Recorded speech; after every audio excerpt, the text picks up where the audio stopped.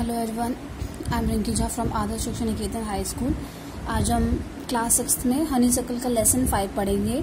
A different kind of school. इसमें बताया जाता है कि एक अलग तरीके का स्कूल है। तो ऑथर कहता है कि वो मिस बीम के स्कूल के बारे में उसने ज़्यादा सुना होता है काफ़ी बार। तो वो एक बार गया वहाँ पे मिलने के लिए। उसने वहाँ पे सबसे पहले चीज़ क्या देखी कि एक लड़की थी जो कि अबाउट 12 ईयर्स की होगी और उसकी आंखों पे पट्टी बन रही थी और उसको बहुत ही ध्यान से लेके जाया जा रहा था। Between the flower bed by a little boy who was about 4 years younger, जो कि उससे 4 साल छोटा होगा। She stopped and it look like she asked him who had come. और वो रुकी और ऐसे पूछने लगी कि कौन आया है। He seem to be describing me to her, then they passed on. और वो उसको बताने लगा कि कैसा है वो, और वो चले गए वहाँ से। Miss beam was all that I had expected, middle age, full of authority yet kindly and understanding. Miss beam की एंट्री होती है जो कि जैसा उसने सोचा था बिल्कुल वैसी ही है, मिडिल एज में और बहुत ज़्यादा दयालु है और समझदार है।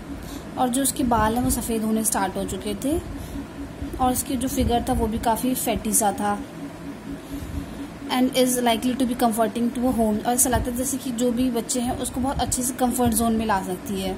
मैंने उससे कुछ क्वेश्चंस पूछे about her teaching methods which I heard was simple, जो कि उसने सुना था काफ़ी लोगों से।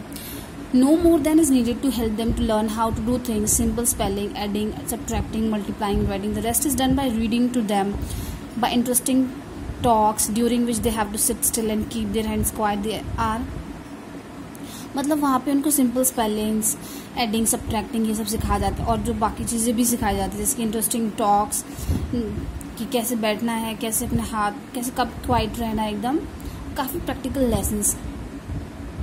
The real aim of the school is not so much to teach thought as to teach thoughtfulness, kindness to others and being responsible citizen. वहाँ पे मेन एम ये नहीं था कि हाँ भाई तुम्हें सिर्फ यहाँ पे पढ़ाई मतलब किताबी ज्ञान मिलेगा, काफ़ी सारी चीज़ जैसे काइंडनेस, रिस्पॉन्सिबल सिटीजन कैसे बनना है, ये सब चीज़ें। Look out of the window a minute will you. Window से एकदम झाँकता है। I went to the window which overlooked a large garden and playground at the back. वो देखता है विंडो से कि एक बड़ा सा बगीचा होता है और एक प्लेग्राउंड होता है। What do you see Miss Beam, आके तुमने क्या देखा वहाँ पे? मिस बीम पूछती है उस ऑथर से। I see some very beautiful grounds I said and lot of jolly children, it pains me. वो कहते हैं कि वहाँ पे बहुत मतलब एक ब्यूटीफुल ग्राउंड है और काफ़ी सारे जॉली मतलब हंसते हुए बच्चों को देखता है। इट पेन्स मी दो to see that they are not all so healthy. वो उसको मतलब दुख होता है कि सारे ना हेल्दी नहीं होते। I saw one poor little girl being led about. She has some trouble with her eyes. देखते कि कुछ मतलब आँखों में प्रॉब्लम थी। Now I can see 2 more with the same difficulty. और 2 को और देखे जो कि सेम ही प्रॉब्लम है। And there is a girl with a crutch watching the other side to play. और एक जो होती है वो लंगड़ी होती है, वो बैठी होती है। Miss beam laughed. Oh no, she says she is not really lame. This is only her lame day. The others are not blind either. It is only their blind day. फिर मिस बीम जो वो एकदम से हंसने लगती है और कहती है कि अरे वो अंधी नहीं है और ना ही वो लंगड़ी है, ये तो सिर्फ उनका डे है आज की, वो उसका अंधे होने का दिन है और उसका लंगड़े होने का दिन है। I must have looked very surprise for she laughed. मतलब जैसे सरप्राइज होता था अभी दोबारा से हंसने लगती है। This is a very important part of our system to make our children appreciate and understand misfortune. मतलब उनको सबसे जो इंपॉर्टेंट लेसन मिलता है वहाँ पे स्कूल में यही मिलता है कि दुर्भाग्य जब आ जाता है तो उसको कैसे डील करना है, कैसे उस चीज़ को हैंडल करना है। We make them share in misfortune too. Each term every child has one blind day, one lame day, one deaf day, one injured day and one dumb day. हर एक दिन आता है मतलब हर एक चाइल्ड को अलग अलग दिन देखना ही पड़ता है। कभी ब्लाइंड डे, कभी लेम डे, कभी डेफ डे मतलब गूंगे वाला दिन, कभी इंजर्ड हो जाना, कभी बहरे का दिन। During the blind day their eyes are bandaged absolutely and they are on their honour not to peep. और मतलब उनकी आंखों पे जब ब्लाइंड डे वाले दिन क्या करते हैं, आंखों पे पट्टी बांध देते हैं, उनको झांकने के लिए बिल्कुल मना कर दिया जाता है। The bandage is put on overnight so they wake blind. रात से ही बांध दिया जाता है ताकि वो अंधे हों, सुबह से ही मतलब उन्हें वो फील हो। This means that they need help with every, जिससे पता चले कि उन्हें हर चीज़ के लिए हेल्प चाहिए। They all learn so much this way both the blind and, और इससे मतलब जो ब्लाइंड लोग हैं वो भी सीखते हैं और जो उनके हेल्पर्स हैं वो भी सीखते हैं।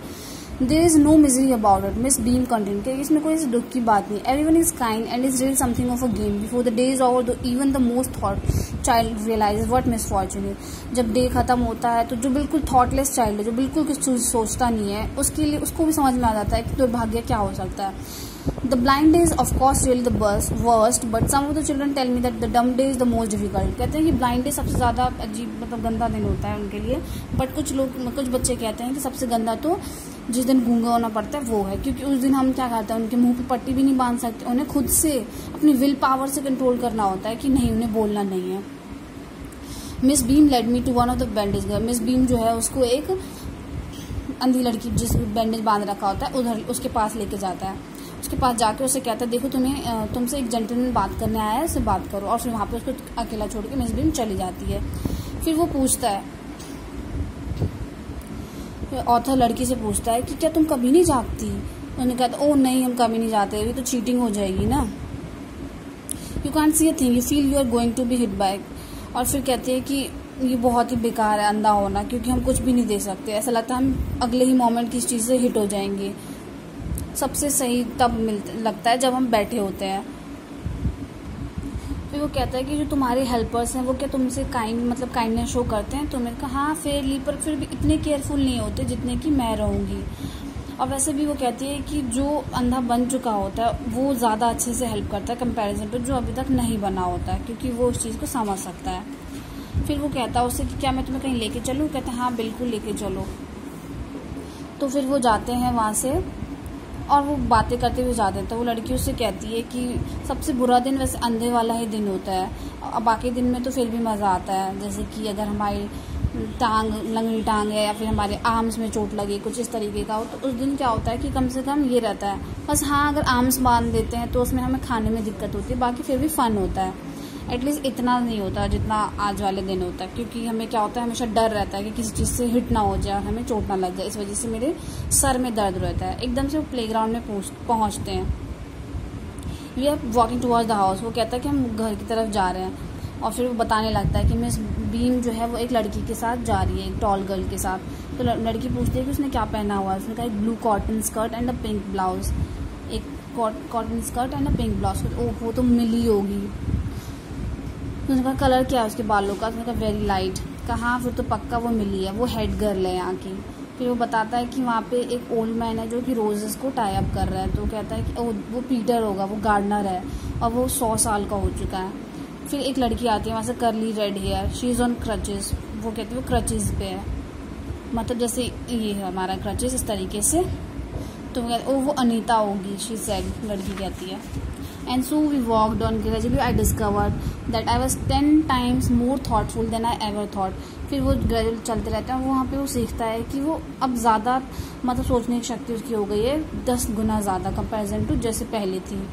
I also realized that if I had described people and things to someone else, it made them more interesting to me. कह रहा है कि अगर मैं चीज़ों को डिस्क्राइब करूँगा लोगों तक तो ये चीज़ें मुझे और ज़्यादा इंटरेस्टिंग लगेंगी। When I finally had to leave, I told Miss Beam that I was very sorry to go. जब मैं वहाँ से जाने लगा तो मैंने मिस बीम से कहा कि मुझे जाना होगा यहाँ से। She replied, then there is something in my system after all. कहते हैं तब तो फिर ज़रूर मेरे सिस्टम में कुछ है, और इतना कह के चैप्टर फिनिश होता है। Till then keep revising class, have a good day.